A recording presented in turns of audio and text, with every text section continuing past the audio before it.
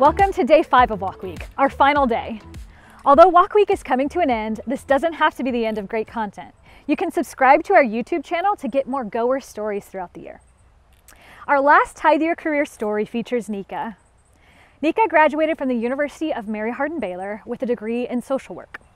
Neika serves on the Compassion Justice track as a youth activities director in Uganda.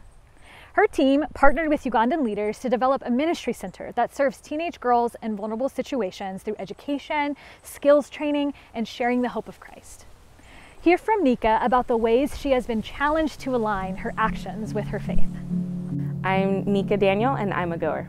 Starting at the age of 7, shortly after I became a Christian, I got the opportunity to go on my first mission trip ever with my father. He and a group of men and their families were going to New Mexico to work with some Native Americans, and having those moments, even at 7 years old, where I realized that there were people that had never heard the gospel.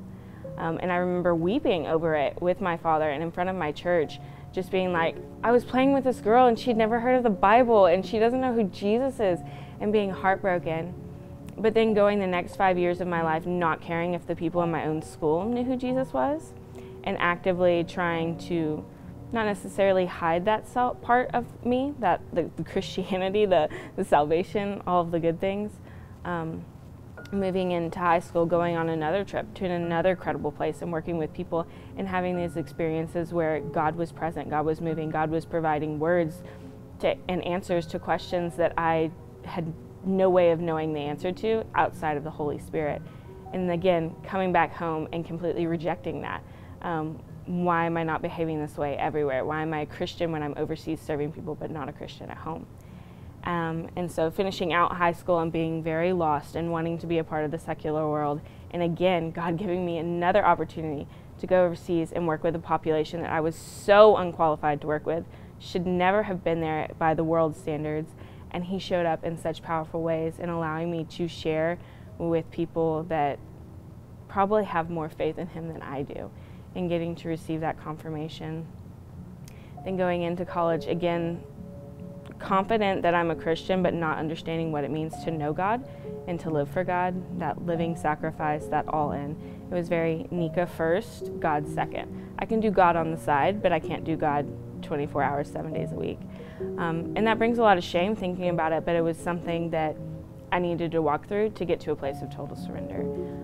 So in college, leading trips and watching other people have these amazing experiences and helping them really connect with God, and then sitting back and saying, are you having these experiences? Do you believe as much as you say you believe?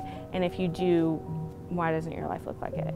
And so finding a way to get my words to match my actions, but most importantly to get all of it to match where my heart was. Like, did I truly believe? And so again, working through that, growing in my faith, finally waking up and realizing what the problem was is I was in my own way.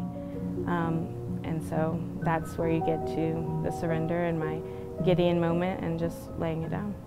As you walk today, pray for Neika and other goers on the Compassion Justice track. Pray for the goers to be able to develop relationships of mutual trust and understanding with those that they serve.